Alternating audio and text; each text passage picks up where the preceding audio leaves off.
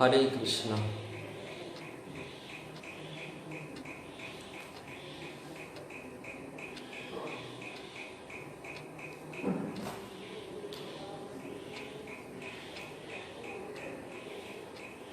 ओम अज्ञानतिमिरन्धस्य ज्ञानाञ्जनशलाकया चक्षुरुन्मीलितं येन तस्मै श्रीगुरवे नमः। नमो विष्णुपादाय कृष्णपृष्ठाय भूतले श्रीमते भक्तिवेदान्त स्वामिनिति नामिने। नमस्ते सरस्वती देवी गौरवाणी प्रचारिणे निर्विशेष शून्यवादी पाश्चात्य देशतारिणे। वाञ्छाकल्पतरुभ्यश्च कृपा सिन्धुभ्येव च पतितानां पावनेभ्यो वैष्णवेभ्यो नमः। जय श्री कृष्ण चैतन्य प्रभु नित्यानंद श्री अद्वैत गदाधर शिवासादि गौर भक्तवृंद। हरे कृष्ण कृष्ण कृष्ण हरे हरे, हरे राम राम राम हरे हरे।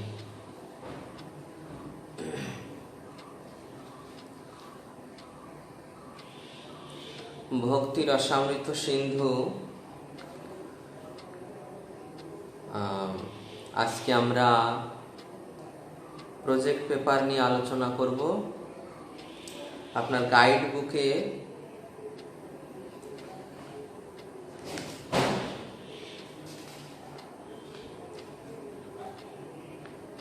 ঊনসত্তর পেজ বের করুন। গাইড বুকে 69 পেজ।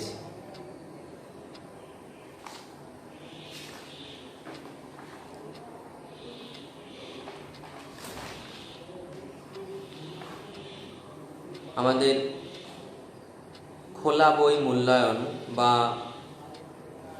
ওপেন বুক এর প্রথম প্রশ্ন যে স্বরূপ লক্ষণ ও তটস্থ লক্ষণের ভিত্তিতে সংস্কৃত শব্দ, উদাহরণ ও শ্রীল প্রভুপাদের মন্তব্য উদ্ধৃত করে শুদ্ধ ভক্তির সংজ্ঞা নিজের ভাষায় ব্যাখ্যা করুন।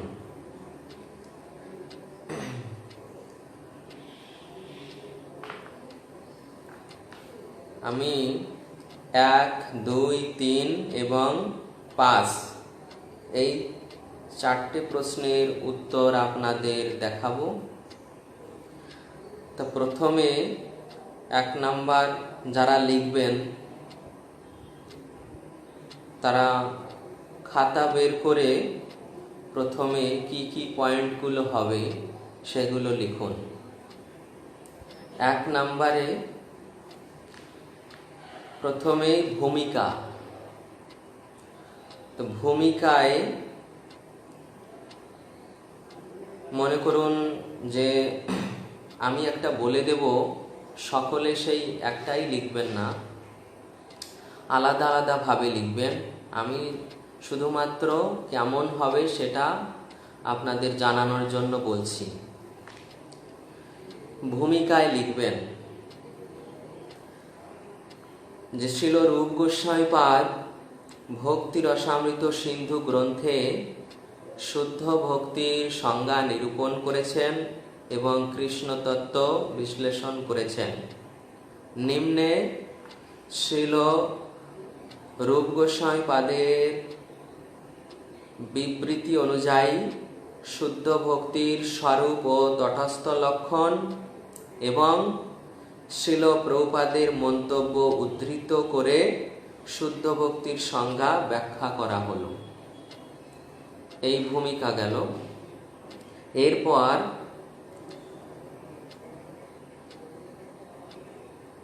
স্বরূপ লক্ষণ। তো স্বরূপ লক্ষণে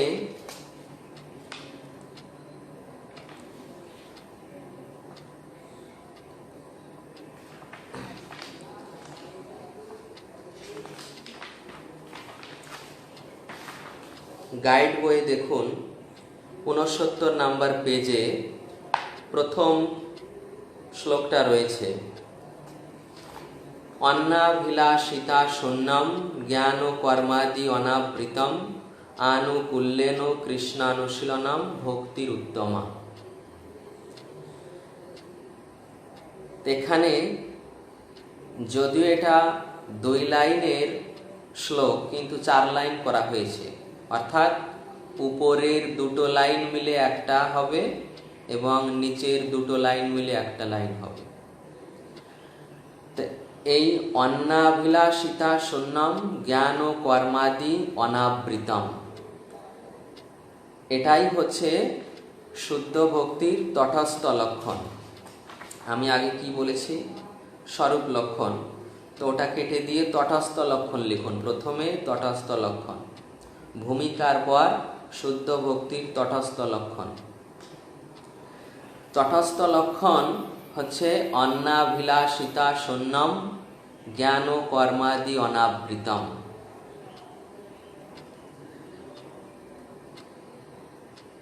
এই তটস্থ লক্ষণের ব্যাখ্যা হবে এইভাবে যে তটস্থ লক্ষণ মানে কি? তটস্থ লক্ষণ মানে শুদ্ধ ভক্তি থেকে যা বহির্ভূত, শুদ্ধ ভক্তি থেকে যা বহির্ভূত, অর্থাৎ শুদ্ধ ভক্তি থেকে যা বাদ দিতে হবে, অর্থাৎ শুদ্ধ ভক্তির প্রতিকূল বিষয়।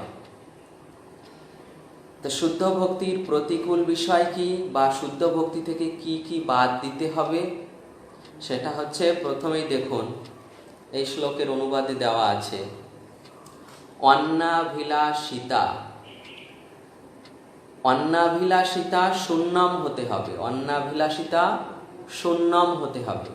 তো অন্নাভিলাষ কি কি?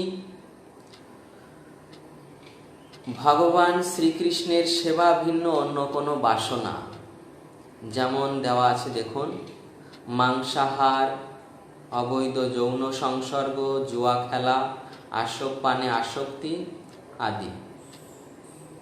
তো শুদ্ধ ভক্তি থেকে এই অন্নাভিলাষ বাদ দিতে হবে, অর্থাৎ ভক্তি থেকে এই সমস্ত অন্য যে অভিলাষ এগুলো বাদ দিতে হবে।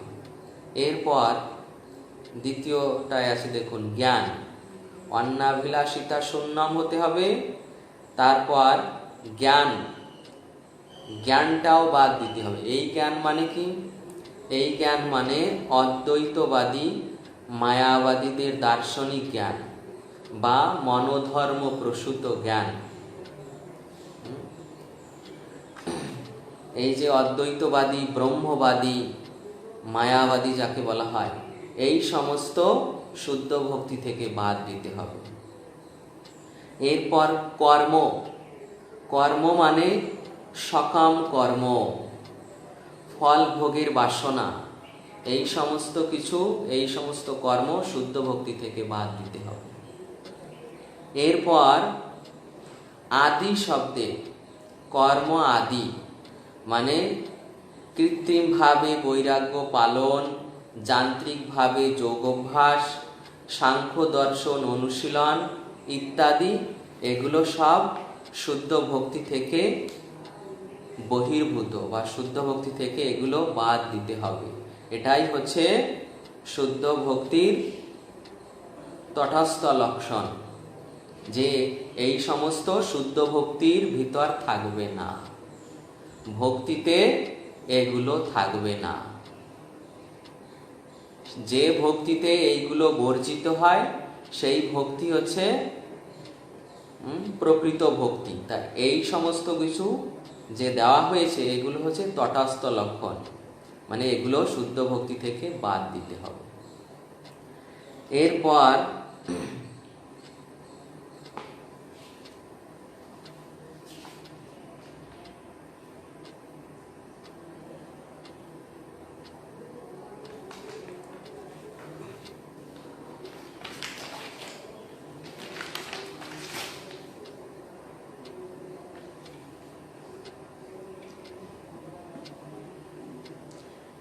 গ্রন্থে দেখুন, গ্রন্থে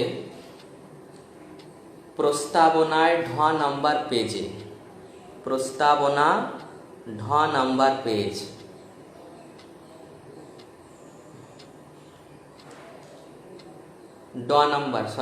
নাম্বার পেজ, প্রস্তাবনা নাম্বার পেজ দেখুন, দ্বিতীয় প্যারায়,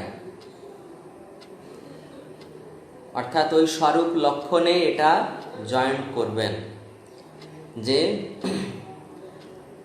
কৃষ্ণ ভক্তির অর্থ হচ্ছে পরমেশ্বর ভগবান শ্রীকৃষ্ণের আনন্দ উৎপাদনের অনুকূল সমস্ত কার্য স্বীকার করা এবং যে সমস্ত কার্যকলাপ ভগবানের প্রীতি উৎপাদনের অনুকূল নয় তাদের ভগবত ভক্তি বলে গ্রহণ করা যায় না। দৃষ্টান্ত স্বরূপ শুদ্ধ ভক্তি থেকে কি বাদ হবে? এই যে প্রতিকূল ভাব, ভক্তিতে এই প্রতিকূল ভাব, এখানে এই যে দৃষ্টান্তটি রয়েছে এই দৃষ্টান্তটি দেবেন যে রাবণ, কংস, হিরণ্যকশিপু আদি সমস্ত রাক্ষস ও দানবেরা সর্বদা কৃষ্ণের কথা চিন্তা করত, কিন্তু তারা বৈরী ভাবাপন্ন হয়ে শ্রীকৃষ্ণের কথা ভাবত। এই যে বৈরী ভাব, শ্রীকৃষ্ণের কথা চিন্তা করতে হবে অনুকূল ভাবে, কিন্তু তাদের ভাব ছিল বৈরী অর্থাৎ শত্রু ভাবাপন্ন ভাবে। এই জন্য তাদের এটা শুদ্ধ ভক্তি নয়। এই যে বৈরী ভাব এটাও শুদ্ধ ভক্তির বহির্ভূত, অতএব এটাও শুদ্ধ ভক্তির তটস্থ লক্ষণ, যে শুদ্ধ ভক্তি থেকে এটা বাদ দিতে হবে বৈরী ভাব।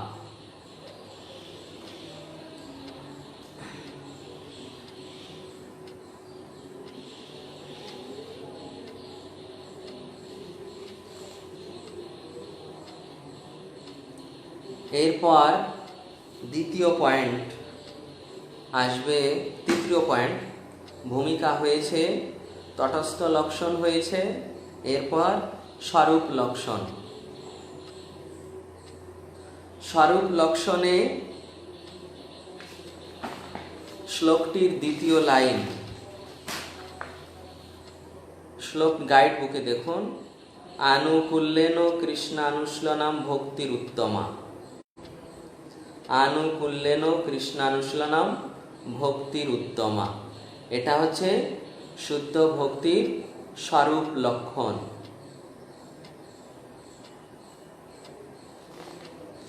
স্বরূপ অর্থাৎ প্রকৃত রূপ। শুদ্ধ ভক্তির প্রকৃত রূপ কি? আনুকূল্যেন, আনুকূল্যেন, আনুকূল্যেন মানে অনুকূল ভাবে।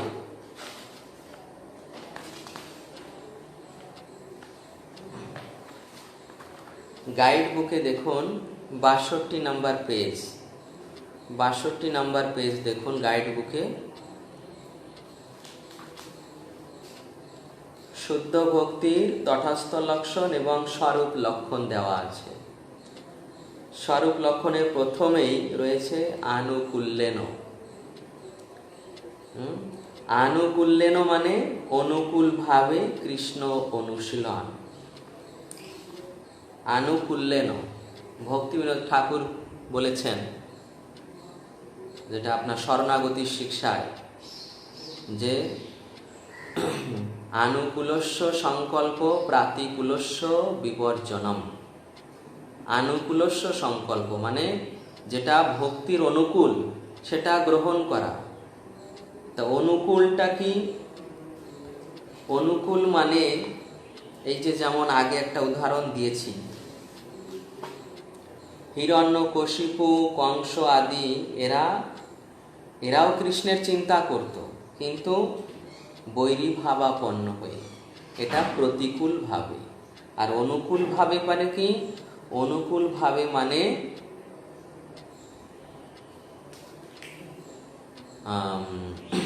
যেটা কোনো বৈরী ভাবাপন্ন হবে না, কৃষ্ণের প্রীতি উৎপাদন করবে স্বাভাবিকভাবে, যেটা কৃষ্ণের প্রীতি উৎপাদন করবে।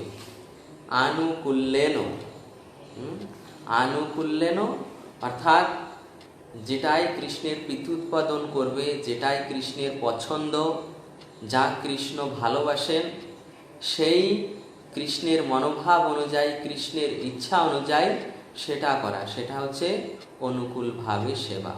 যেমন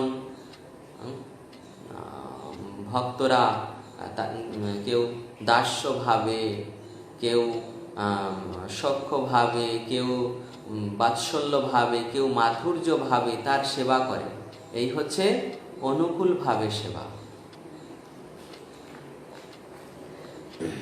আনুকূল্যেন, এরপর আনুকূল্যেন কৃষ্ণ অনুশীলন। কৃষ্ণ, কৃষ্ণ বলতে শুধু একা কৃষ্ণ নয়। ছিল ভক্তি সিদ্ধান্ত সরস্বতী প্রভুপাদ বলছেন যে কৃষ্ণ বলতে শুধু একা কৃষ্ণকে বোঝায় না। কৃষ্ণ বলতে কৃষ্ণের ধাম, কৃষ্ণের পরিকর, কৃষ্ণের লীলা, কৃষ্ণের ভক্ত ভক্তি, এই সমস্ত কিছুকেই বোঝায়। অর্থাৎ কৃষ্ণের সঙ্গে যাদের সম্পর্ক রয়েছে। তা এখানে দেখুন, কৃষ্ণ বলতে কি, কৃষ্ণ অন্যান্য অবতারগণ, কৃষ্ণের ব্যবহারে উপকরণাদি, কৃষ্ণের শুদ্ধ ভক্তগণ।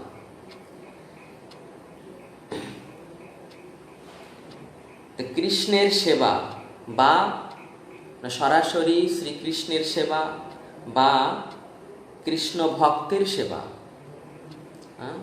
কৃষ্ণ অনুশীলনম, অনুশীলনম মানে পরে আসছে। কৃষ্ণ, কৃষ্ণ বলতে কাদের বোঝায়? তাদের সেবা। কৃষ্ণ বলতে কৃষ্ণ ভগবান স্বয়ং শ্রীকৃষ্ণ, কৃষ্ণের অবতারগণ যেমন রাম, তারপর বরাহ, নৃসিংহ, বামন আদি যত অবতারগণ রয়েছে, কৃষ্ণের ব্যবহার আদি উপকরণ আদি, যেমন কৃষ্ণের ধাম, কৃষ্ণের সখা, কৃষ্ণের, আমরা কৃষ্ণের শঙ্খের পূজা করি, কৃষ্ণের বাঁশির পূজা করি, কৃষ্ণের পদচিহ্ন পূজা করি। এইভাবে কৃষ্ণের ব্যবহারের উপকরণ আদি এবং কৃষ্ণের শুদ্ধ ভক্তগণ, যেমন আমাদের শ্রী গুরুদেব, বৈষ্ণব বর্গ, যারা কৃষ্ণের সঙ্গে কৃষ্ণের অন্তরঙ্গ সখা বা পার্ষদ, কৃষ্ণের ভক্ত, তাদের আমরা পূজা করি, তাদের সম্মান করি। এইভাবে কৃষ্ণ বলতে এই সকলে, এনাদের সেবা, কৃষ্ণের সেবা প্লাস এনাদের সকলের সেবা। যেমন আমরা ধামে গিয়ে কৃষ্ণের ধাম পরিক্রমা করি, পঞ্চক্রোশী পরিক্রমা, 84 ক্রোশ পরিক্রমা, এই ধামের সেবা। এইভাবে কৃষ্ণ এবং তার ভক্তের সেবা, কৃষ্ণের উপকরণাদির সেবা অনুকূলভাবে। অনুশীলনম, অনুশীলনম শব্দে শিল প্রভুপাদ বলেছেন অনুশীলনম মানে সক্রিয়ভাবে সেবা, সক্রিয়ভাবে সেবা। তা দেখুন, এটা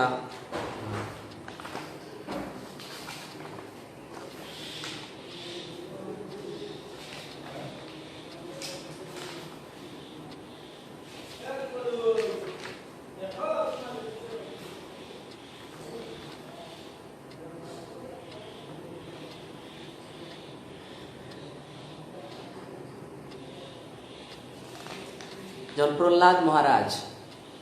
প্রহ্লাদ মহারাজ তার শুদ্ধ ভক্তি বর্ণনার প্রসঙ্গে বলেছিলেন এই সক্রিয়ভাবে সেবা কি, শ্রবণম কীর্তনম বিষ্ণু স্মরণম পাদসেবনম অর্চনম বন্দনম দাস্যম সখ্যম আত্মনিবেদনম। এই শ্লোকটা অ্যাড করতে পারেন এই স্বরূপ লক্ষণে, যে এই যে স্বরূপ লক্ষণের আপনি সেবা করছেন, এই স্বরূপ লক্ষণে কি কি সেবা হয়। অর্থাৎ শ্রবণ, শ্রবণ দেখুন, এটা হচ্ছে কিসের? কর্ণের অনুশীলন। এটা হচ্ছে কর্ণের দ্বারা অনুশীলন। শ্রবণটা হচ্ছে কি?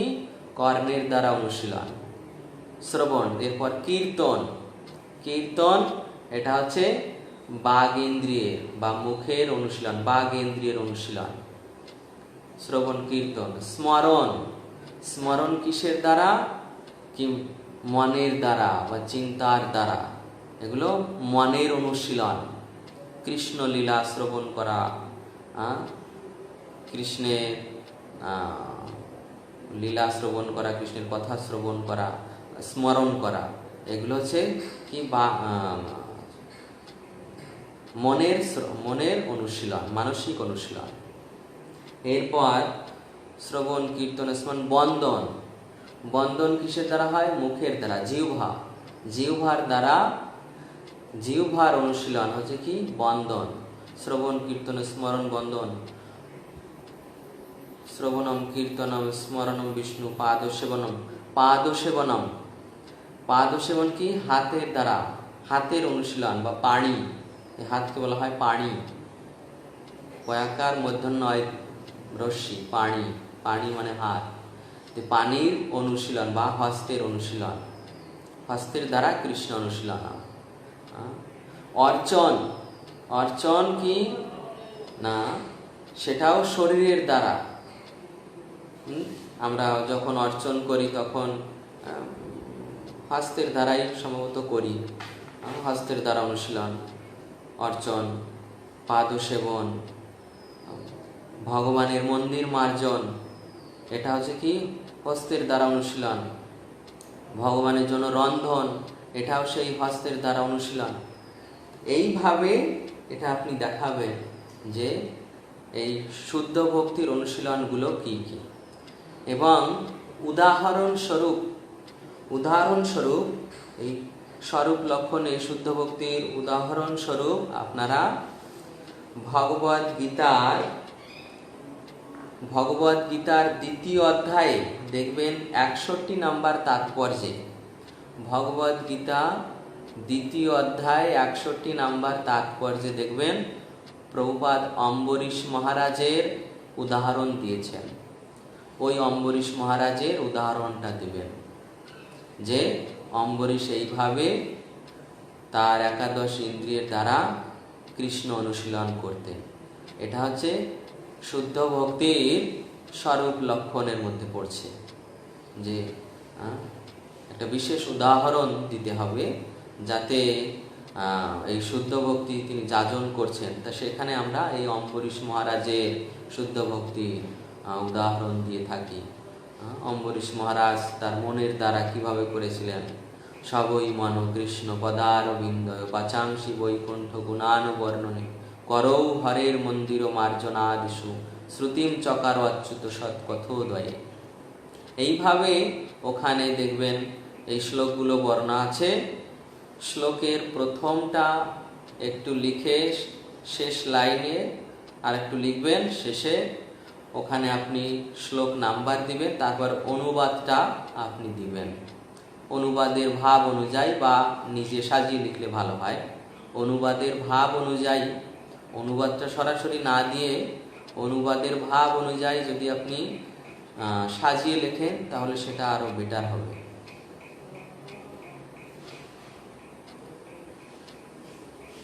এরপর ছিল প্রভুপাদের মন্তব্য। পরের ভূমিকা হয়েছে, তটস্থ লক্ষণ হয়েছে, স্বরূপ লক্ষণ হয়েছে। এরপর পরেরটা আসছে ছিল প্রভুপাদের মন্তব্যের ভিত্তিতে শুদ্ধ ভক্তির সংজ্ঞা। শ্রীল প্রভুপাদের, এখানে দেখুন খোলা প্রশ্নে দেখুন, ছিল প্রভুপাদের মন্তব্যের ভিত্তিতে শুদ্ধ ভক্তির সংজ্ঞা। এটা আমরা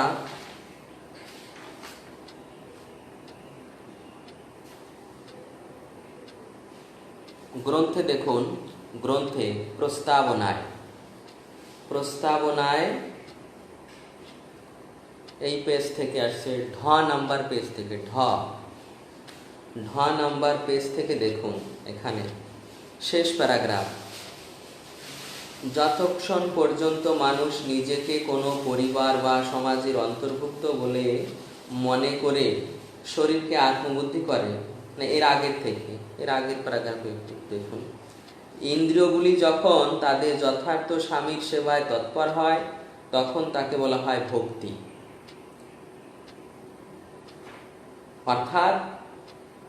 অর্থাৎ যে সমস্ত ইন্দ্রিয়ের দ্বারা ইন্দ্রিয়ের অধিপতি শ্রীকৃষ্ণের সেবা করার নাম ভক্তি। যতক্ষণ পর্যন্ত মানুষ নিজেকে কোনো পরিবার বা সমাজের অন্তর্ভুক্ত বলে মনে করে আত্মবুদ্ধি করে ততক্ষণ সে উপার্জিত থাকে।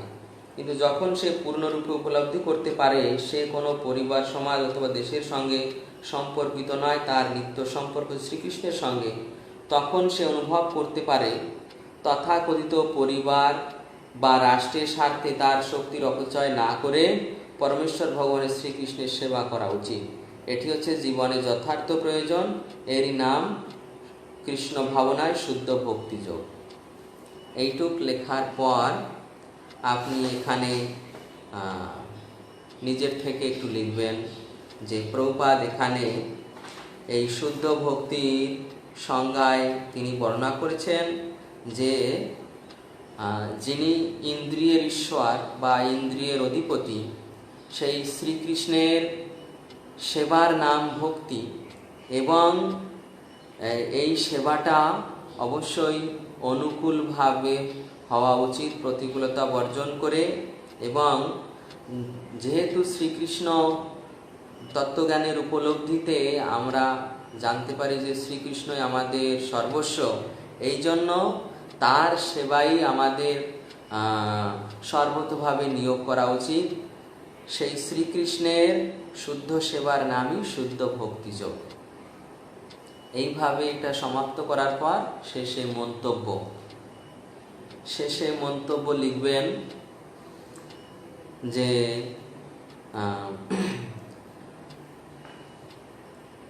উপরোক্ত আলোচনার পরিপ্রেক্ষিতে শুদ্ধ ভক্তির স্বরূপ ও তটস্থ লক্ষণের ভিত্তিতে এটাই নির্ণীত হয় যে শুদ্ধ ভক্তিতে কোনো প্রকার অন্যভিলাষ বা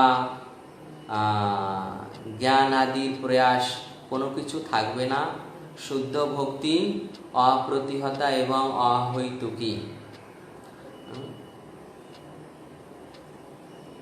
শিল প্রভুপাদের মন্তব্যের ভিত্তিতে তা নির্ণীত হলো। এইভাবে একটা সামান্য বর্ণনা দিলাম, এরপর আপনারা সাজিয়ে লিখবেন। এরপর আমাদের দ্বিতীয় প্রশ্ন,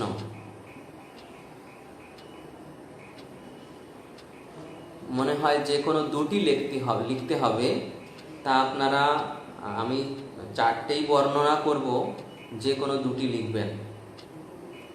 দ্বিতীয় প্রশ্ন দেখুন, পাপের 4 প্রকার প্রতিক্রিয়া নিজের ভাষায় ব্যাখ্যা করুন এবং উপযুক্ত শাস্ত্রীয় প্রমাণ, উপমা, উদাহরণ দিয়ে প্রমাণিত করুন যে শুদ্ধ ভক্তি যাজন করলে এই পাপের এই 4 প্রকার প্রতিক্রিয়াগুলি বিনষ্ট হয়।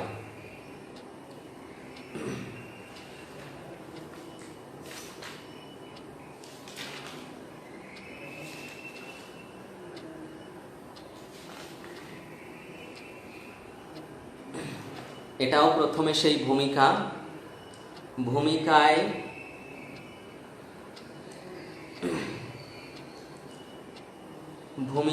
লিখতে পারেন যে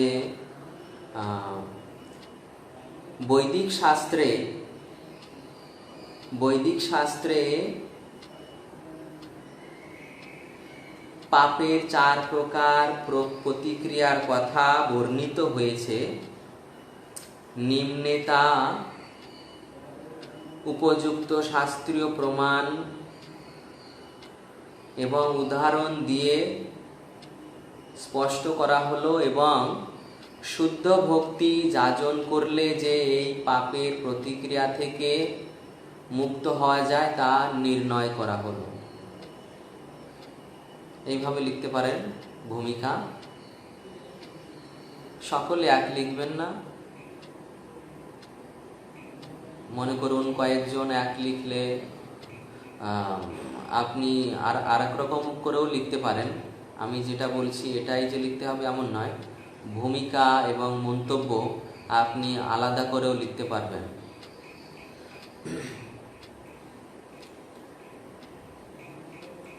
ভূমিকার পর আসছে 4 প্রকার পাপের প্রতিক্রিয়া। 4 প্রকার পাপের প্রতিক্রিয়া।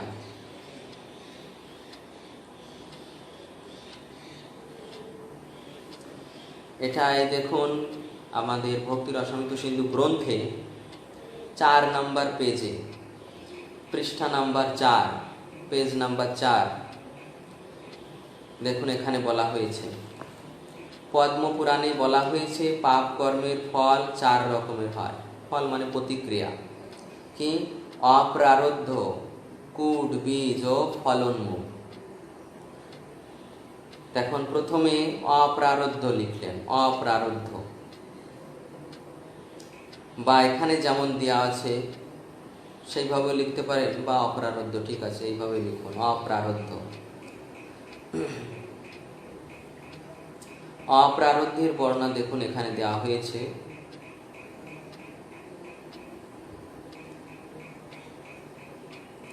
যে পাপের ফল এখনো প্রকাশিত হয়নি তাকে বলা হয় অপ্রারব্ধ। যে পাপের ফল এখনো প্রকাশিত হয়নি তাকে বলা হয় অপ্রারব্ধ। পদ্মপুরাণের এই বর্ণনা থেকে বোঝা যায় যে জড়কলুষ অত্যন্ত সূক্ষ্ম, এর সূচনা, ফলন, পরিণাম, দুঃখরূপে তার ফলভোগ, এই সবই একটি বিশাল শৃঙ্খলের অন্তর্ভুক্ত। তাই এই অপ্রারব্ধ সম্পর্কে বর্ণিত হচ্ছে যে অপ্রারব্ধ আসলে কি, অর্থাৎ এখান থেকে আমরা পেয়েছি যে পাপের ফল এখনো প্রকাশিত হয়নি।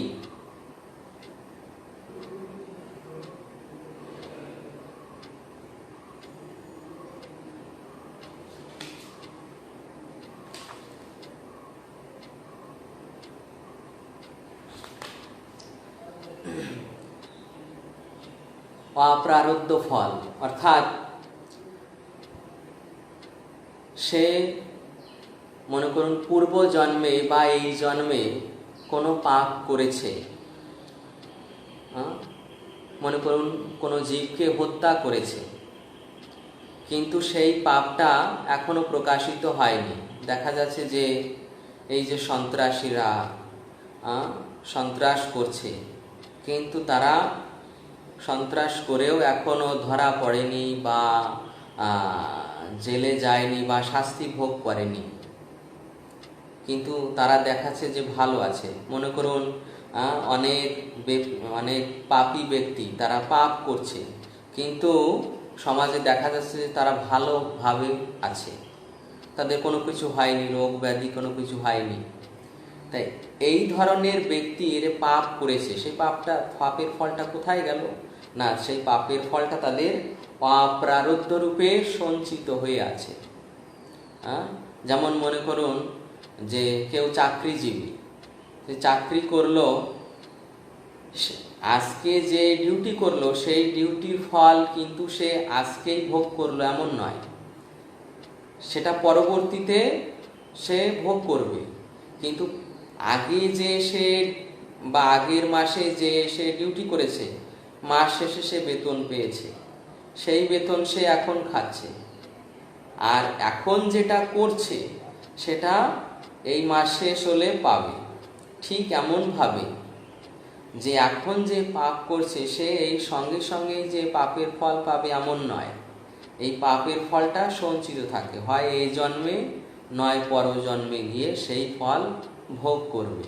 এটাকে বলা হয় অপ্রারব্ধ। এইভাবে গুছিয়ে লিখবেন। এরপর দেখুন এখানে উদাহরণ দেওয়া আছে।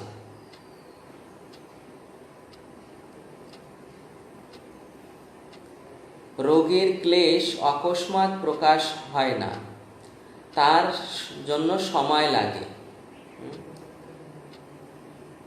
যে এই যে অপ্রারব্ধ পাপের ফল, এটা সঙ্গে সঙ্গে প্রকাশিত হয় না, এটা পরবর্তী জীবনে গিয়ে প্রকাশিত হয় বা আরো অনেক পরবর্তী জন্মে গিয়ে প্রকাশিত হয়।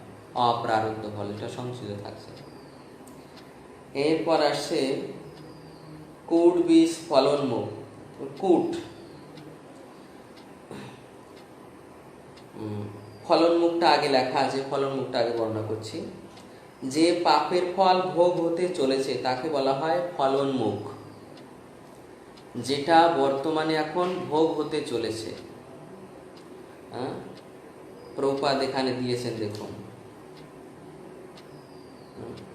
যে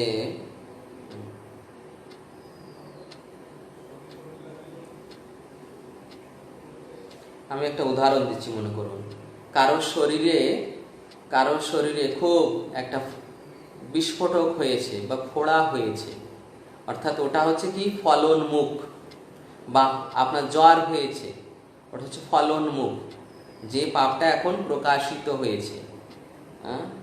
সেটা যে কোন জন্মের তা কেউ নির্ণয় করতে পারে না। এখানে প্রভুপাদ বলা হয়েছে যে কারো যখন রোগ হয়, সাধারণত সেই রোগের কারণ নির্ণয় করা খুব কঠিন।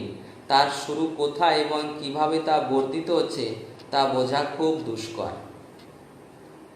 সেই পাপটা কোথা থেকে এসেছে এটা আমরা বিচার করতে পারবো না, কিন্তু সেটা যে প্রস্ফুটিত হয়েছে, মনে করুন আমার দেহে একটা বিস্ফোটক হয়েছে, এটা হচ্ছে কি ফলনমুখ পাপ, যে ওই পাপটা বেরিয়ে এসেছে বিস্ফোটক আকারে বা কোনো রোগ আকারে বা আইন সংক্রান্ত ঝামেলায়, যেখানে প্রভুপাদ লিখেছেন আইন সংক্রান্ত ঝামেলা, তারপর ভীষণ রোগ, এই হচ্ছে তার ফলনমুখ পাপ। এরপর রয়েছে বীজের উন্মুখতার কারণকে বলা হয় কূট। মনে করুন হৃদয়ে পাপের বীজ রয়েছে, এটা উন্মুখতা। যেমন দেখবেন যখন কারো জ্বর হয় তখন প্রাথমিক অবস্থায় যে সিমটমগুলো প্রকাশিত হয়, লক্ষণগুলো কি কি, যেমন গায়ে ব্যথা হয়, মাথায় ব্যথা হয়, চোখটা ঝলঝল করছে বাট লাল হয়েছে, শরীরে মনে হচ্ছে গরম হচ্ছে, অথচ বাইরে সেই জ্বরটা এখনো প্রকাশিত হচ্ছে না, হাসি হচ্ছে, কাশি হচ্ছে, এগুলো হচ্ছে সেই এর কূট অবস্থা, যে এটা প্রকাশিত হচ্ছে, যাকে বলা হয় কুড়ি, ফুলের কুড়ি। যখন প্রস্ফুটিত হয় ফুলটা, তার আগের যে অবস্থা, ঠিক এই কূটটাও সেই একই অবস্থা। বীজটা উন্মুখ হবে, যে সাধারণভাবে কোনো বীজও যদি দেখেন, যেমন ছোলা ভিজিয়ে রাখলে সেটা অঙ্কুরিত হয়ে যায়, ওটাকে বলা হয় কূট। আর সে যখন ছোলা গাছটা বেরোয়, সেটা হচ্ছে ফলনমুখ অবস্থা। এইভাবে কূট বীজ আর বীজটা যেটা এখনো প্রকাশিত হয়নি, ভিতরে আছে, সেটা প্রকাশিত হবে, এই জন্মে প্রকাশিত হবে, এখনই প্রকাশিত হবে, কিন্তু এখনো বীজ রূপে আছে, সেটাকে বলা হয় বীজ। যে দেখুন এখানে হৃদয়ে বীজ রূপে যে পাপের ফল রয়েছে তাকে বলা হয় বীজ। হৃদয়ে বীজ রূপে রয়েছে, অর্থাৎ এটা প্রকাশিত হবে, কিছুদিন পর প্রকাশিত হবে, সেটাকেই বলা হয় বীজ। আর এই বীজ আর এই অপ্রারব্ধের মধ্যে পার্থক্য হচ্ছে, এই অপ্রারব্ধ এই জন্মে প্রকাশিত হয় না, অপ্রারব্ধ পরবর্তী জন্মে গিয়ে প্রকাশিত হয়, আর বীজটা এই জন্মে প্রকাশিত হয়।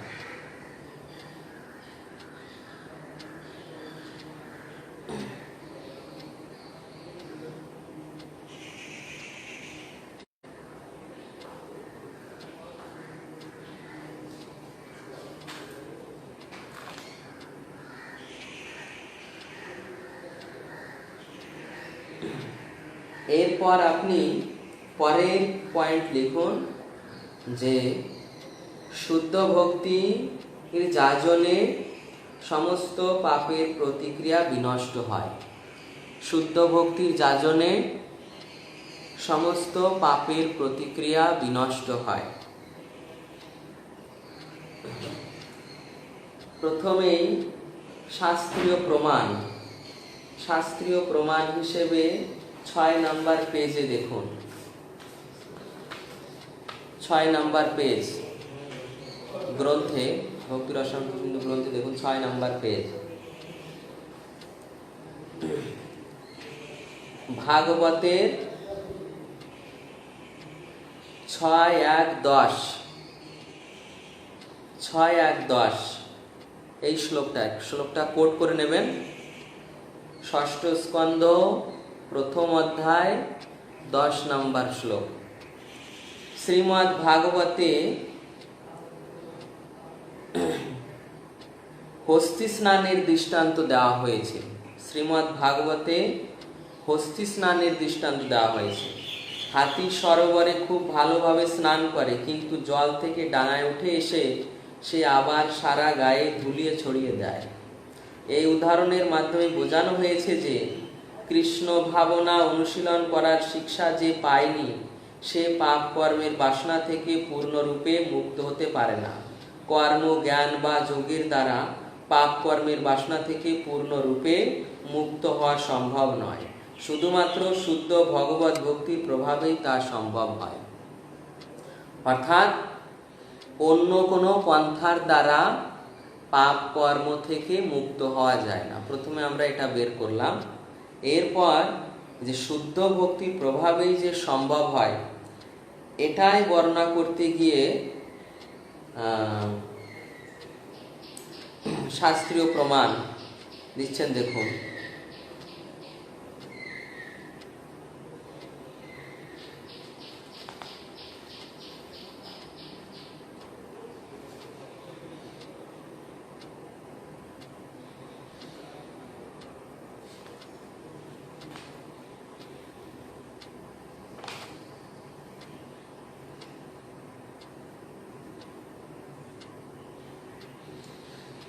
এর পরের উদাহরণটাও দিতে পারেন। পরের উদাহরণটা এই শ্লোকটা দেওয়ার পর, অর্থাৎ এই যে শ্রীমদ্ ভাগবতে 4:22-39, এখানে একটি দৃষ্টান্ত দেওয়া হয়েছে, যেখানে সনত কুমার বলছেন, হে রাজন, মানুষের মিথ্যা অহংকার এতই প্রবল যে তার রজ্জুর মতো মানুষকে ভববন্ধনে আবদ্ধ করে রাখে। ভক্তরাই কেবল ভক্তি সহকারে ভগবানের সেবায় যুক্ত হওয়ার ফলে এই বন্ধন থেকে অনায়াসে মুক্ত হতে পারেন। যে ভক্তরাই, অর্থাৎ যারা শুদ্ধ ভক্তি যাজন করেন, তারাই একমাত্র এই সমস্ত পাপের প্রতিক্রিয়া থেকে মুক্ত হতে পারেন। এখানে আপনি এটা দেওয়ার পর, বা এটা দিলেও ভালো হয়।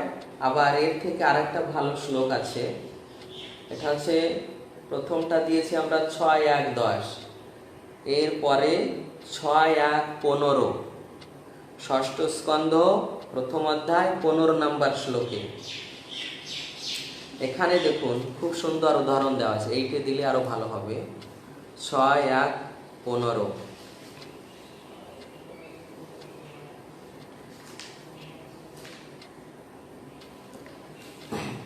এটাই দিবেন।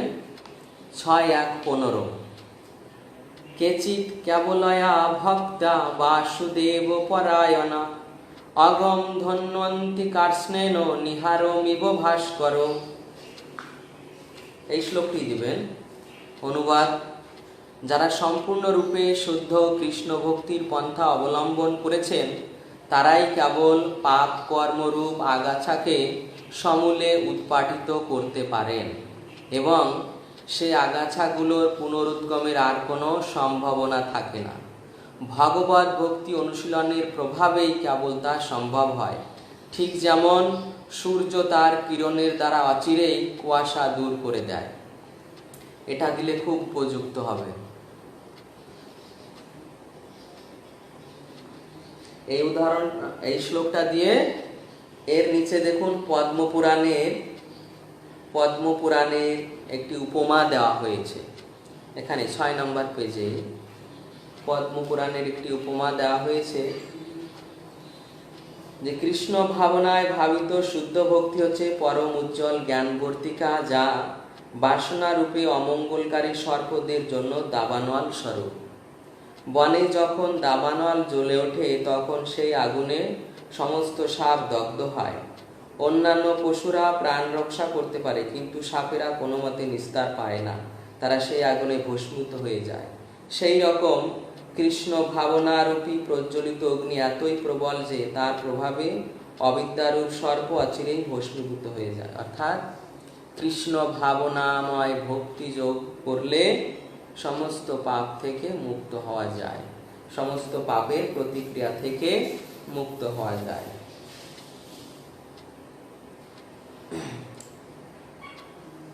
এই উদাহরণ এবং উপমা আপনি দিতে পারেন। আবার ব্রহ্ম সংহিতায় 54 নাম্বার শ্লোক, ব্রহ্ম সংহিতার 54 নাম্বার শ্লোকেও এই প্রমাণ রয়েছে। যস্তেন্দ্র গোপ মথবেন্দ্র মহ সকর্ম বন্ধনানুরূপ ফল ভাজন মাতনেতি কর্মাণি নির্দহতি কিন্তু চ ভক্তি ভাজম গোবিন্দমাদি পুরুষম তমহম ভজামি। ইন্দ্রগোপ নামক ক্ষুদ্র কীটি হোক অথবা দেবগণের ইন্দ্রই হোক, কর্মমার্গী জীবদের যিনি পক্ষপাত শূন্য হয়ে তাদের স্ব কর্মবন্ধানুরূপ ফল ভাজন করেন, অথচ আশ্চর্যের বিষয় এই যে ভক্তিমান গণের কর্ম সকল সমূলে দহন করেন, সে আদিপুরুষ গোবিন্দকে আমি ভজনা করি। অর্থাৎ ভগবান শ্রীকৃষ্ণ তার শ্রীচরণাশ্রিত ভক্তদের সমস্ত কর্ম সমূলে উৎপাটন করেন, সমূলে দহন করেন। এখান থেকেও আপনি প্রমাণ করতে পারেন যে শুদ্ধ ভক্তি যোগে সমস্ত পাপের প্রতিক্রিয়া থেকে মুক্ত হওয়া যায়।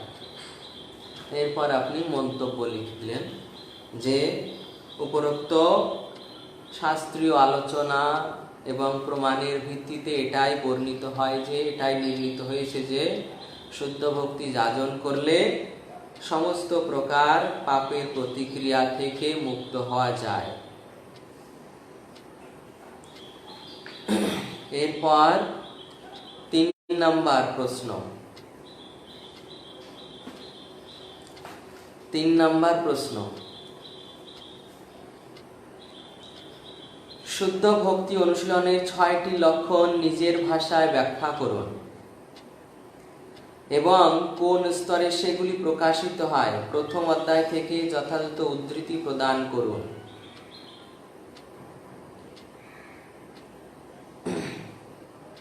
প্রথমে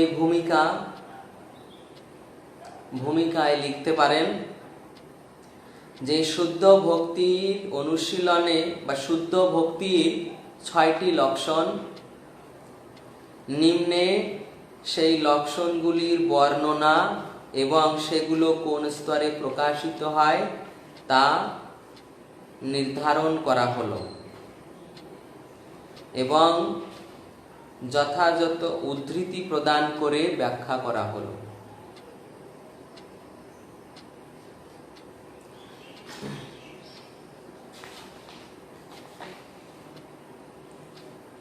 প্রথম অধ্যায় দেখুন, 2 নম্বর পেজ, 2 নম্বর পেজ প্রথম অধ্যায় গ্রন্থে।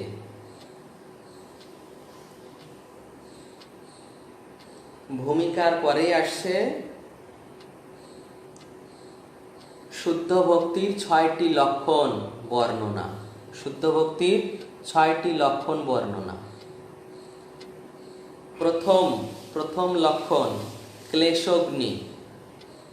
ক্লেশগ্নি অর্থাৎ ক্লেশগ্নি দিয়ে তারপর ক্লেশগ্নি মানে কি, অর্থাৎ সব রকম প্রাকৃতিক ক্লেশ তৎক্ষণাৎ নিবৃত্ত করে। শুদ্ধ ভক্তি সব রকম প্রাকৃতিক ক্লেশ তৎক্ষণাৎ নিবৃত্তি করে। এই পরের পেজে দেখুন ক্লেশগ্নির ব্যাখ্যা করা হয়েছে।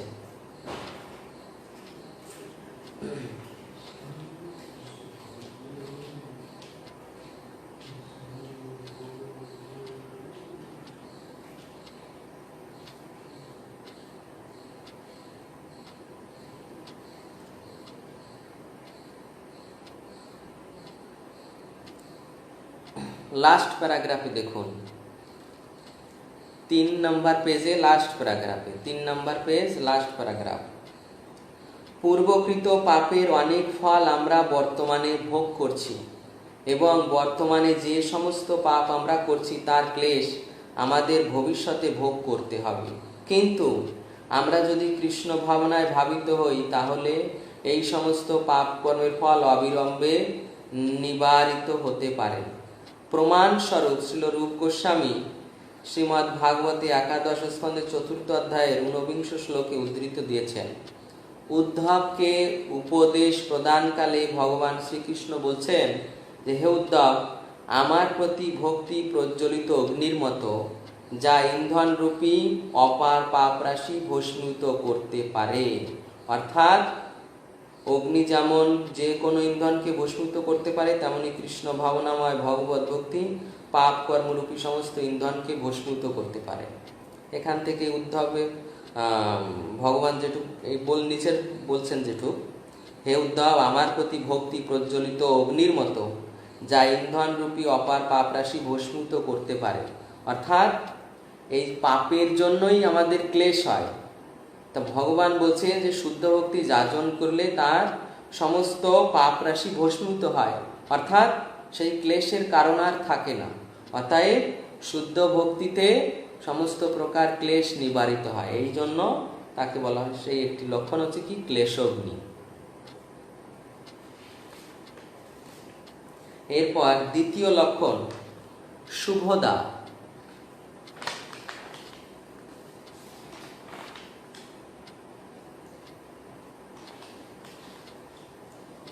শুভদা মানে কৃষ্ণ ভাবনা সর্বমঙ্গলময়। এটা 6 নম্বর পেজে দেখুন, 6 নম্বর পেজ, কৃষ্ণ ভাবনা সর্বমঙ্গলময়, 6 নম্বর পেজে দ্বিতীয় প্যারাগ্রাফে, মানে 7 নম্বর পেজে পড়ে গিয়েছে, 7 নম্বর পেজে। কৃষ্ণ ভাবনামৃত আন্দোলন এমনই সর্বাঙ্গ সুন্দর যে তা সমগ্র মানব সমাজের পরম উপকার সাধন করে। সকলে এই আন্দোলনের প্রতি আকৃষ্ট হতে পারে এবং তার সুফল অনুভব করতে পারে। তাই শ্রীল রূপ গোস্বামী প্রমুখ মহাজনেরা এই বিষয়ে একমত যে কৃষ্ণ ভাবনামৃত আন্দোলনের দ্বারা সমস্ত জগতে ভক্তিযোগের ব্যাপক প্রচার এবং প্রসার করাই হচ্ছে মানুষের সর্বোত্তম পরোপকার। অর্থাৎ কৃষ্ণ ভাবনামৃতই সর্বমঙ্গলময়। এবং এর উদাহরণ দিয়ে ওর পরের প্যারাগ্রাফে দেখুন, পরের প্যারাগ্রাফে লাস্টে দেখুন, শ্রী চৈতন্য মহাপ্রভু যখন, শেষের দিকে, শ্রী চৈতন্য মহাপ্রভু যখন সংকীর্তন আন্দোলন প্রচার করার জন্য মধ্য ভারতের ঝাড়খণ্ডের জঙ্গলের মধ্য দিয়ে যাচ্ছিলেন, তখন তিনি তার একটি প্রত্যক্ষ দৃষ্টান্ত দিয়ে গেছেন। সেই বনের বাঘ, হাতি, হরিণাদি সমস্ত বন্যজন্তুরা তার সঙ্গে হরে কৃষ্ণ মহামন্ত্র কীর্তন করতে করতে নৃত্য করেছিলেন। অর্থাৎ এই কৃষ্ণ ভাবনামৃত যে সর্বমঙ্গলময়, অর্থাৎ সকলের জন্যই মঙ্গলময়, যে মহাপ্রভু কৃষ্ণ নাম কীর্তন করছেন আর বনের বাঘ, হিংস্র পশু আদি সকলে তার সঙ্গে আনন্দে নৃত্য করেছে। এই যে কৃষ্ণ ভাবনাময় যে সর্বমঙ্গলময়, তার একটি প্রকৃষ্ট উদাহরণ।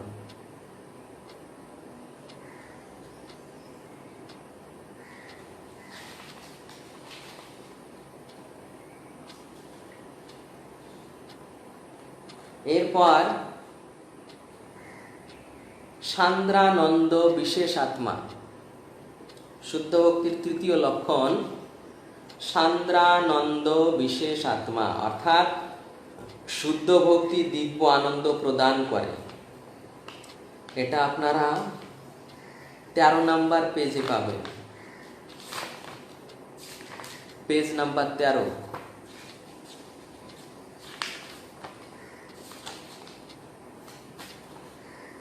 পেজ নাম্বার 13 দেখুন, ভক্তির সান্দ্রানন্দ স্বরূপ, ভক্তির সান্দ্রানন্দ স্বরূপ।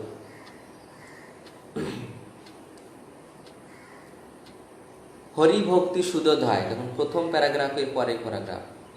হরিভক্তি সুদোদয় গ্রন্থে প্রহ্লাদ মহারাজ ভগবান নৃসিংহদেবের প্রসন্নতার মানসে প্রার্থনা করার সময় বলেন, হে জগদীশ্বর ভগবান, আপনার সান্নিধ্যে আমি দিব্য সুখ অনুভব করছি, যেন আমি আনন্দের সমুদ্রে নিমজ্জিত হয়েছি। এই আনন্দের কাছে ব্রহ্মানন্দকেও গোষ্পদের তুল্য মনে হচ্ছে। আবার শ্রীধর স্বামী ও তার ভাবার্থ দীপিকায় বলেছেন, হে ভগবান, যে সমস্ত মহাভাগ্যবানরা তোমার ভক্তির অসংখ্য সিন্ধুতে সন্তরণ করছেন এবং নিরন্তর তোমার লীলামৃত আস্বাদন করেছেন, তারা জানেন যে এই পরমানন্দের সঙ্গে ধর্ম অর্থ কাম মোক্ষের কোনো তুলনা হয় না। অর্থাৎ এটা প্রতি পদে পদে এই আনন্দটা বৃদ্ধি পায়। এটাই হচ্ছে ভক্তির সান্দ্রানন্দ স্বরূপ, যে প্রতি পদে পদে এই আনন্দম বুদ্ধিবর্ধনম, যেটা আমরা শিক্ষা সত্যকে গাই, আনন্দম বুদ্ধিবর্ধনম প্রতিপদাম পূর্ণামৃতস্বাদনম সর্বাত্মস্নাপনম পরম বিজয়তে শ্রীকৃষ্ণ সংকীর্তনম। যে এই যে কৃষ্ণ ভাবনা প্রতি পদে পদে আনন্দ বর্ধিত হয়, প্রতি পদে পদে আনন্দ বর্ধিত হয়, এটা হচ্ছে সান্দ্রানন্দ স্বরূপ।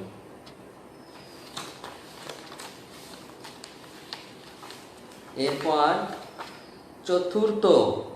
চতুর্থ নাম্বারে আসছে শুদ্ধ ভক্তি সুদুর্লভা। সুদুর্লভা অর্থাৎ শুদ্ধ ভক্তি লাভ করা অত্যন্ত দুর্লভ। শুদ্ধ ভক্তি লাভ করা অত্যন্ত দুর্লভ। দেখুন এই সান্দ্রানন্দ স্বরূপের আগের পেজ 12 নম্বর পেজে আছে। দেখুন, শুদ্ধ ভক্তি সুদুর্লভ।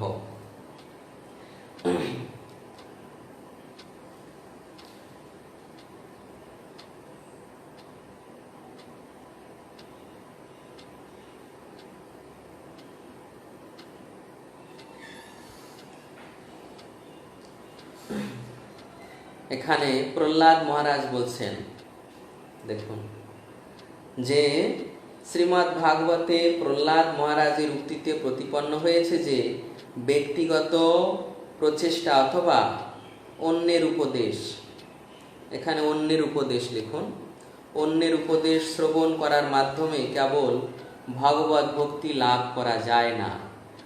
জড় কামনা বাসনা থেকে সর্বতই মুক্ত হয়ে ভগবানের শুদ্ধ ভক্তের পদরজের দ্বারা অভিষিক্ত না হলে ভগবত ভক্তি লাভ করা যায় না। অর্থাৎ ভগবান শ্রীকৃষ্ণ বলেছেন যে মুক্তিম দদাতি কর্হিচিৎ স্ম ন ভক্তি যোগম। মুক্তিম দদাতি কর্হিচিৎ স্ম ন ভক্তি যোগম। অর্থাৎ আমি মুক্তি সচরাচর সবাইকে দিয়ে থাকি, কিন্তু ভক্তি যোগ সহজে প্রদান করি না। এটা ভগবান শ্রীকৃষ্ণ বলেছেন ভাগবতে, যে আমি সকলকে সচরাচর মুক্তি দান করে থাকি, কিন্তু ভক্তি সহজে দিই না। কেন? ভক্তি দিলে আমি তার কাছে বাধা পড়ে যাই। এই জন্য সেই শুদ্ধ ভক্তি সুদুর্লভ। এবং তা কিভাবে লাভ হতে পারে? প্রহ্লাদ মহারাজ বলছেন যে শুদ্ধ ভক্তের পদরজের দ্বারা অভিষিক্ত না হলে সেই শুদ্ধ ভক্তি ভগবত ভক্তি লাভ করা যায় না। শুদ্ধ ভক্তের পদরজের দ্বারা মহীয়সম পাদ রজোভিষেকম, এটা প্রহ্লাদ মহারাজ বলেছিলেন। আর ভাগবতে পঞ্চম স্কন্ধে ভগবান ঋষভদেব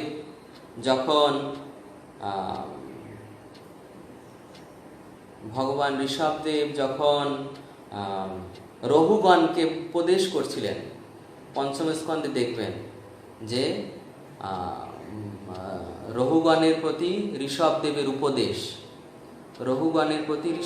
উপদেশ, ওখানে ভগবান ঋষভদেব বলছেন বিনা মহৎপদ রজোভিষেকম। শ্লোকটা আমি বলছি, দেখুন।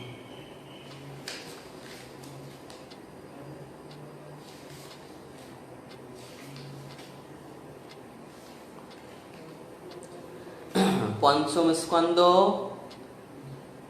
12 অধ্যায় 12 নম্বর শ্লোক 5, 12, 12। রঘুগণৈ তপসা ন জাতি নাচে জয়ানির্বপনাদ গৃহাদ্যা ন ছন্দসানৈব জলাগ্নিসূর্যৈ বিনা মহোৎপাদ রজোভিষেকম। যে হে মহারাজ রঘুগণ, কঠোর তপস্যা, ব্রহ্মচর্য পালন, বিধিবিধান পালনের দ্বারাও সেই পরম সত্য ভগবানকে জানা যায় না। একমাত্র মহাভাগবতের কৃপার প্রভাবে পরম সত্য প্রকাশিত হয়। ঠিক তেমনি প্রহ্লাদ মহারাজও বলেছেন যে বিনা মহৎপদ রজোভিষেকম, মহৎ পদরজের দ্বারা অভিষিক্ত না হলে সেই শুদ্ধ ভক্তি লাভ করা যায় না।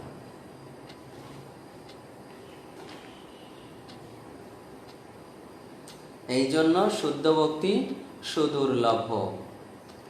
এখানে দেখুন এই শুদ্ধ ভক্তির বর্ণনায় ভাগবতের 5, 6, 18 নাম্বার শ্লোকে নারদ মুনি যুধিষ্ঠির মহারাজকে উপদেশ দিচ্ছেন। এখান থেকেও আপনি কিছুটা নিতে পারেন যে নারদ মুনি বলছেন যে হে রাজন, যে শ্রীকৃষ্ণ পরমেশ্বর তিনি আপনাদের দূত হয়েছেন, আপনাদের উপদেষ্টা হয়েছেন, তিনি স্বয়ং ভগবান হয়েও তিনি আপনাদের দাসের মতো আপনাদের কাছে বিকৃত হয়ে যান। কেন না, তিনি শুদ্ধ ভক্তের কাছে বিকৃত হয়ে যান। তো এইভাবে শুদ্ধ ভক্তি লাভ করা অত্যন্ত দুর্লভ।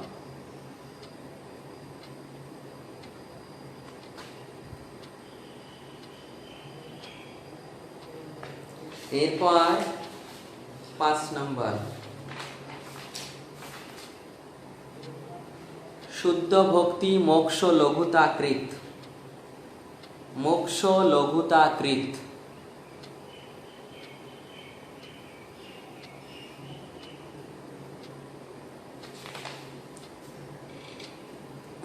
11 নম্বর পেজে দেখুন। 11 নম্বর পেজ দেখুন।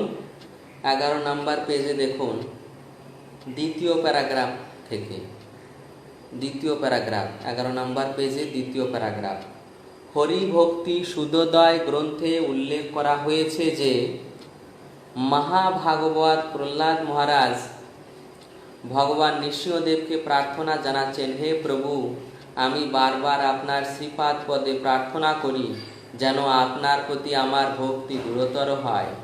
কৃষ্ণ ভাবনামৃতে যেন আমার স্থির নিষ্ঠা থাকে, কারণ কৃষ্ণ ভাবনাময় ভক্তি যোগের আনন্দ এতই মধুর যে তার সঙ্গে ধর্ম, অর্থ, কাম, মোক্ষ সমস্ত সিদ্ধি আপনা থেকেই সুলভ হয়ে যায়। যে প্রহ্লাদ মহারাজ এখানে বলছেন যে শুদ্ধ ভক্তি করলে আপনা থেকেই ধর্ম, অর্থ, কাম, মোক্ষ সব সুলভ। উদাহরণস্বরূপ এই যে খোলা বেচা শ্রীধরের উদাহরণ দেওয়া হয়েছে, এখান থেকে উদাহরণ দিবেন শ্রীধরের উদাহরণ, যে এই শ্রীধরকে মহাপ্রভু রাজা করতে চেয়েছিলেন, রাজৈশ্বর্য প্রদান করতে চেয়েছিলেন, কিন্তু শ্রীধর তা গ্রহণ করেননি। শ্রীধর কি গ্রহণ করেছিলেন? শ্রীধর গ্রহণ করেছিলেন, তিনি বলেছিলেন যে ব্রাহ্মণ কাড়ি নিল মোর খোলা পাত, সেই ব্রাহ্মণ হয় যেন মোর জন্ম জন্মনাথ। এইভাবে তিনি সেই শ্রীধর মহাপ্রভুকেই তার জন্ম জন্মনাথ হিসেবে গ্রহণ করেছিলেন। তিনি সেই মহারাজ বা সম্রাট হওয়ার বরদান তিনি গ্রহণ করেননি। যে শুদ্ধ ভক্তি মুক্তিকেও তুচ্ছ করে, এটাই তার প্রমাণ। এখান থেকে একটা উপমা দিতে পারেন 12 নম্বর পেজে। এই যে রানীর দাসীরা যেমন শ্রদ্ধা ও প্রণতি সহকারে রানীর অনুগামী হয়, ঠিক তেমনি ধর্ম, অর্থ, কাম, মোক্ষ ভগবত ভক্তির অনুগমন করেন। অর্থাৎ শুদ্ধ ভক্তের কখনো আনন্দের অভাব হয় না, তিনি ভগবানের সেবা ছাড়া কোনো কিছু কামনা করেন না।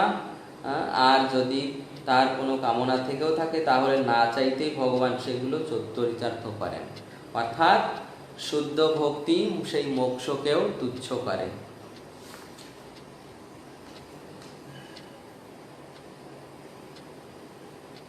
এরপর ষষ্ঠ নাম্বার 6 নাম্বার কৃষ্ণাকর্ষিণী।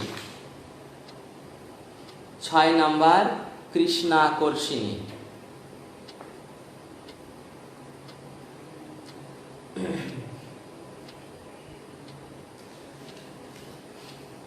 এই 6 নাম্বারের শেষেই দেখুন 3 নাম্বার পেজে দেখুন শুদ্ধ ভক্তি শ্রীকৃষ্ণ আকর্ষণ, অর্থাৎ শ্রীকৃষ্ণকেও আকর্ষণ করার একমাত্র উপায়।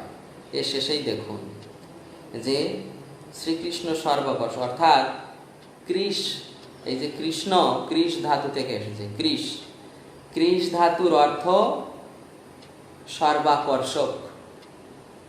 কৃষ ধাতুর অর্থ সর্বাকর্ষক, যিনি সকলকে তার দিকে আকর্ষণ করেন।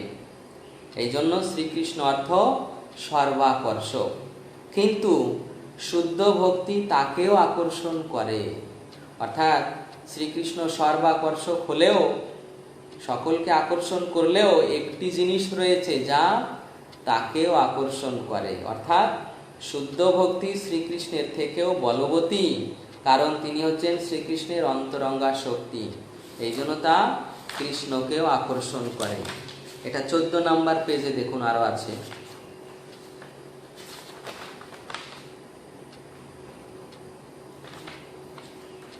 চোদ্দ নম্বর পেজে শেষ থেকে শ্রীকৃষ্ণকে বলা হয় মদন মোহন, অর্থাৎ তার রূপ এতই মনোহর যে তা কোটি কোটি কন্দর্পকেও মোহিত করে। কিন্তু শ্রীমতী রাধারানীর রূপ এতই চিত্তাকর্ষক যে তিনি শ্রীকৃষ্ণকে পর্যন্ত আকর্ষণ করেন।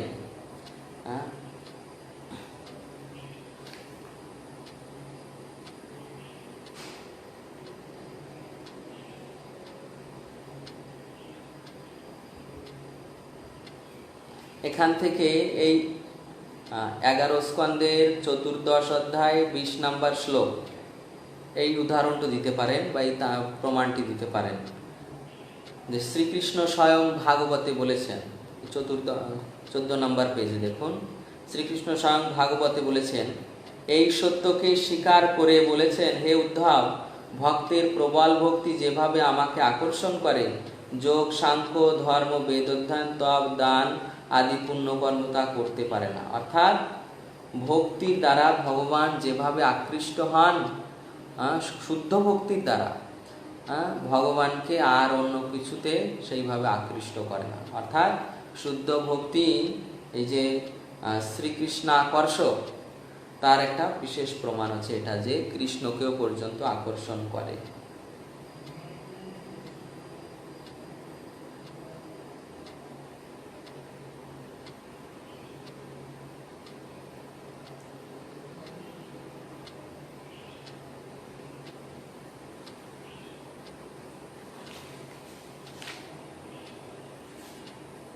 এরপর শেষে মন্তব্য লিখবেন।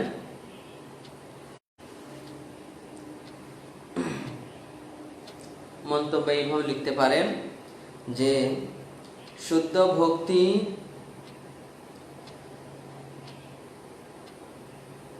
ভক্তির যে সমস্ত লক্ষণ বর্ণিত হয়েছে তা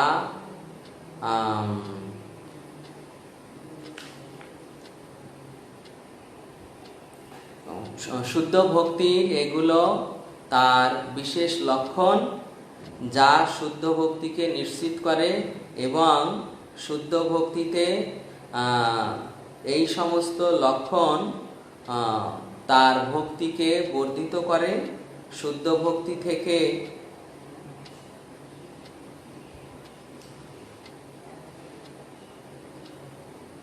নিম্নে শুদ্ধ ভক্তি এইভাবে 6টি লক্ষণ বর্ণিত হয়েছে। শুদ্ধ ভক্তির উপরোক্ত যে কোনো ভাবে লিখতে পারেন, মনে করুন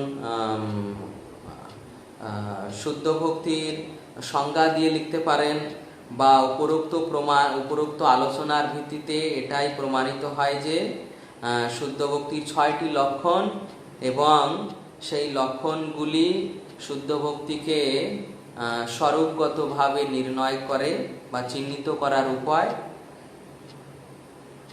এইভাবে যে কোনোভাবে সাজিয়ে লিখতে পারেন।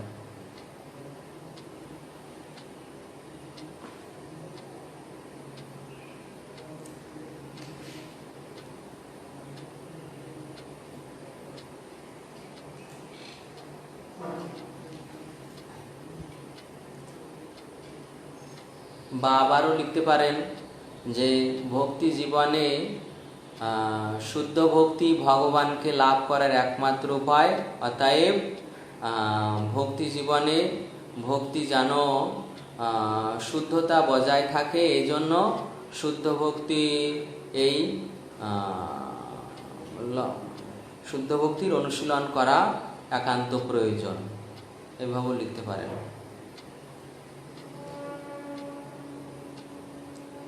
এরপর 5 নম্বর প্রশ্ন, মনোভাব ও উদ্দেশ্য। প্রশ্ন নাম্বার 5,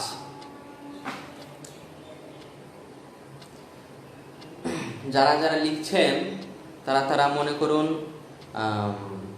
1 নাম্বার বা 2 নাম্বার যে কোনো দুটো লিখতে পারেন, আর কেউ 1 বা 5 বা 2 বা 5 এইভাবেও লিখতে পারেন। 5 নাম্বারও সোজা রয়েছে, 5 নাম্বার এখন বলছি।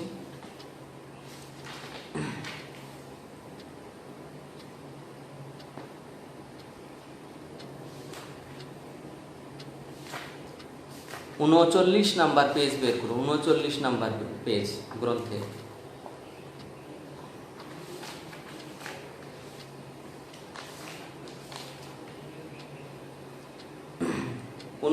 Number page. প্রশ্নে রয়েছে, শ্রীল রূপ গোস্বামীর প্রতিষ্ঠিত নীতি অনুসারে পাশ্চাত্যবাসীদের কৃষ্ণ ভাবনামৃত অনুশীলনের অধিকার নিজের ভাষায় আলোচনা করুন। শাস্ত্রী উদ্ধৃতি ও 5ম অধ্যায় থেকে পূর্বতন আচার্যদের দৃষ্টান্ত উল্লেখ করুন।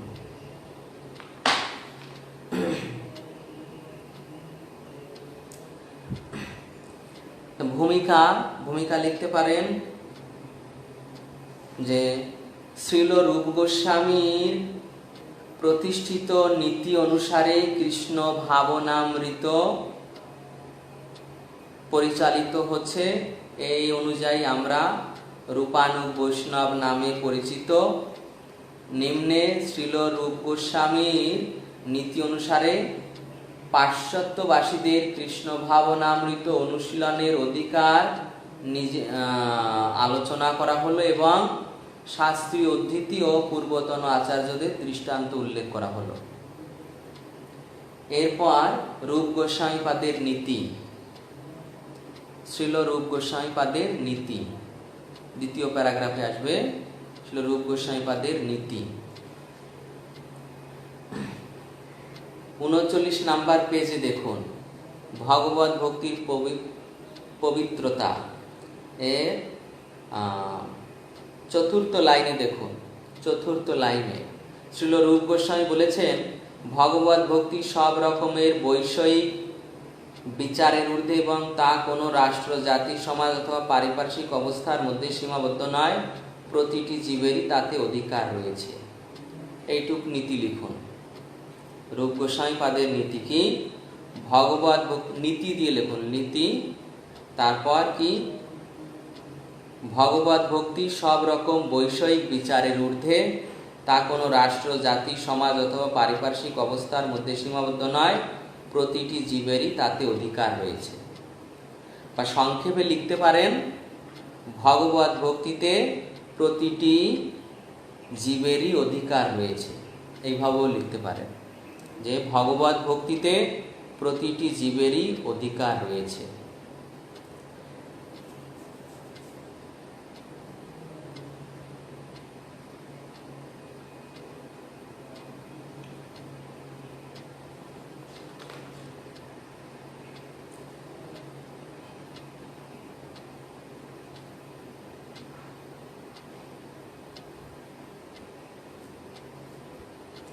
নীতির পর এবার নীতি আলোচনা।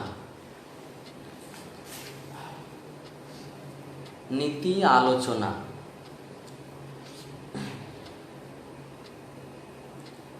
এখান থেকে দেখুন, শ্রীমদ্ ভাগবতে বলা হয়েছে ভগবত ভক্তি জড়জাগতিক স্তরের ঊর্ধ্বে অপ্রাকৃত স্তরের চিন্ময় বস্তু, তা কোনো জড়জাগতিক কারণের অধীন নয়।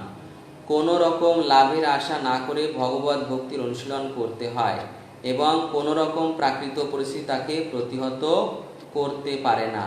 কোনো রকম ভেদভাব ব্যতীত সকলের তাতে অধিকার আছে, তা হচ্ছে প্রতিটি জীবের স্বাভাবিক বৃত্তি। যেহেতু সকলের তাতে অধিকার রয়েছে এবং প্রতিটি জীবের স্বাভাবিক বৃত্তি, এজন্য ভগবত ভক্তিতে সকলের অধিকার।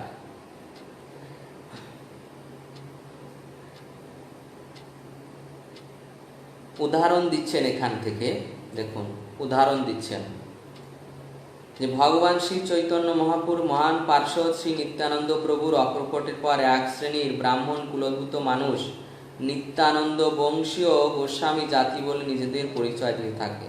তারা দাবি করতে থাকে যে ভগবত ভক্তি সাধন ও প্রচার করার অধিকার তা কেবল তাদেরই রয়েছে। এইভাবে কিছুদিন ধরে তাদের কৃত্রিম আধিপত্য চালাতে থাকে, কিন্তু গৌড়ীয় বৈষ্ণব সম্প্রদায়ের আচার্য ছিল ভক্তি সিদ্ধান্ত সরস্বতী ঠাকুর তাদের সেই বিচারকে সম্পূর্ণরূপে বিধ্বস্ত করেন। সেই জন্য প্রথম দিকে তাকে কঠোর সংগ্রাম করতে হয়, কিন্তু অবশেষে তিনি সফল হন। অর্থাৎ ভক্তির অধিকার কোনো বিশেষ জাতির মধ্যে সীমিত নয়। এইভাবে ভক্তির আন্দোলনে শ্রীল ভক্তি সিদ্ধান্ত সরস্বতী ঠাকুরের সংগ্রাম সার্থক হয়েছে। এই আলোচনা গেল। এরপর আপনি শাস্ত্রীয় উদ্ধৃতি দিচ্ছেন। শাস্ত্রীয় উদ্ধৃতি দিচ্ছেন, দেখুন এখানে শিল রূপ গোস্বামী উল্লেখ করেছেন, নিজেও উল্লেখ করেছেন ভক্তি যোগ। এখানে দেখবেন শিল রূপ গোস্বামী নিজেই উল্লেখ করেছেন ভক্তি যোগ অবলম্বন করে কৃষ্ণ ভাবনার অমৃত লাভ করার অধিকার প্রতিটি জীবেরই রয়েছে। সেই সম্বন্ধে তিনি নিজেই এই যে পদ্মপুরাণের একটি শ্লোক নির্ণয় করে বলছেন যে মহারাজ বশিষ্ঠ মুনি মহারাজ দিলীপকে বলছেন, হে রাজন, মাঘ মাসের সকালে স্নান করার অধিকার যেমন সকলের রয়েছে, ঠিক তেমন ভগবত ভক্তি অনুশীলন করার অধিকার সকলেরই আছে। এই উদাহরণটা দিলেই যথেষ্ট। রূপ গোস্বামী এই কথাটি বলেছেন এবং এই উদাহরণটি দিয়েছেন। এরপর আর একজন আচার্য ছিল সনাতন গোস্বামী কি বলছেন, নিচে দেখুন, এই পেজের নিচে 40 পেজের নিচে ছিল সনাতন গোস্বামীও এই বিচারের সমর্থন করেছেন। তার রচিত হরিভক্তি বিলাস নামক গ্রন্থ হচ্ছে বৈষ্ণব সমাজের পথ প্রদর্শক। সেখানে তিনি স্পষ্টভাবে উল্লেখ করেছেন যে পাড়ার মিশ্রণে কাঁসা যেমন সোনা হয়ে যায়, ঠিক তেমনি কেউ যখন যথাযথভাবে বৈষ্ণব ধর্মে দীক্ষিত হন তিনি অবশ্যই ব্রাহ্মণতে পরিণত হন। যথাযথ পরম্পরা ধারায় সদ্গুরুর তত্ত্বাবধানে কেউ যখন বৈষ্ণব হতে পারেন এবং তার ফলে স্বাভাবিকভাবে ব্রাহ্মণত্বের সর্বোচ্চ স্তরে অধিষ্ঠিত হতে পারেন। অতএব গাইড বুকে দেখুন এখন যে পাশ্চাত্যবাসীদের কৃষ্ণ ভাবনামৃতে অনুশীলন। অতএব এই কৃষ্ণ ভাবনামৃতে কোনো জাতির ভেদ নেই, বা পাশ্চাত্যবাসী, ভারতবাসী, বাংলাদেশি, যে কোনো দেশের অধিবাসীরা ভগবত ভক্তিতে অংশগ্রহণ করতে পারে। বিদেশিরা, ম্লেচ্ছ, তারা ভগবত ভক্তি যাজন করতে পারবে না এমন নয়। আমাদের সনাতন গোস্বামী, রূপ গোস্বামী এটিকে বিশ্লেষণ করেছেন যে এই নীতি অনুযায়ী পাশ্চাত্যবাসীদেরও কৃষ্ণ ভাবনামৃতে অনুশীলনের অধিকার রয়েছে। এইভাবে আপনারা শেষ করে কনক্লুশন দিবেন বা সিদ্ধান্ত দিবেন যে উপরোক্ত আচার্যবর্গের প্রমাণ এবং শাস্ত্র প্রমাণের ভিত্তিতে এটাই নির্ণীত হয় যে ভগবত ভক্তিতে সকলের অধিকার এবং পাশ্চাত্যবাসীরাও, এমনকি ম্লেচ্ছ ফাঁস আদিরাও, এরাও বা নিম্ন স্তরের মানুষেরাও ভগবত ভক্তি যাজন করতে পারে, যদি তারা শুদ্ধ কৃষ্ণ ভক্তের আনুগত্যে দীক্ষা গ্রহণ করে। এইভাবে আপনারা এটা মন্তব্য লিখবেন। তাহলে আমাদের এই পর্যন্ত বিশ্রাম হলো। এখান থেকে আপনারা যে কোনো দুটো লিখতে পারেন, 1 2 3 4, 1 2 3 এবং 5, যে 4টি আমি করিয়েছি তার থেকে দুটো লিখবেন। যেটা ভালো হয় সেইভাবে করবেন, আর যদি প্রশ্ন থাকে তাহলে এরপর বলতে পারেন। হরে কৃষ্ণ।